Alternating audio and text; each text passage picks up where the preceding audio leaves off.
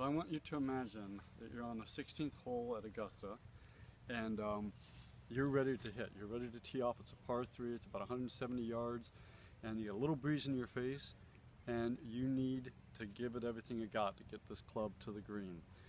So you get up, you give it everything you got, you hit it hard, and you get 50 yards out of her. What's up?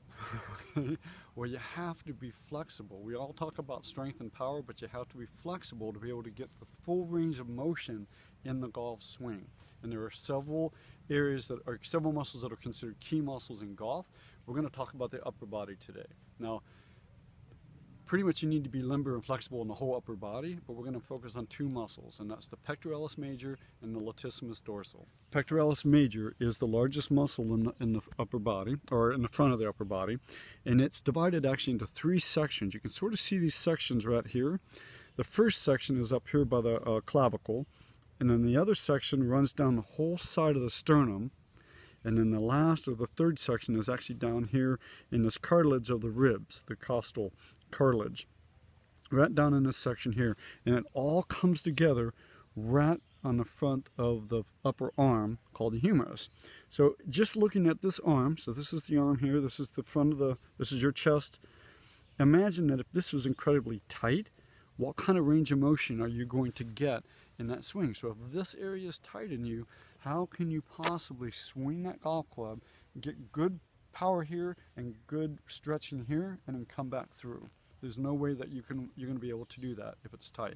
So it's nice to have a good, strong pectoralis muscle. It's also incredibly important to have flexibility and mobility in that muscle. Okay, so now we're going to cover the latissimus dorsal. All right, so here we have the latissimus dorsal. So again, a very powerful muscle in the upper body. This one's on your back. Okay, it's actually running just below, just at the very bottom of your shoulder blade here, and covers the whole, what we call the thoracic part of your back, all the way down, and then attaches into this huge, massive tendinous material called an aponeurosis. And it also attaches down here at the ribs. And this huge, massive muscle goes all the way up along the side of your body, forming the bottom part of your armpit, and it attaches on the front part of your upper arm, the humerus.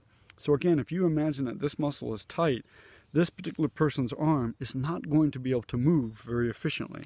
So again, if you think about that golf swing, you know, it's got to come up, and this back here, this whole area has to be able to allow that range of motion, right, to get you up to that good range of motion in the backswing, and then actually pull you through and allow this side to come through for the forward swing.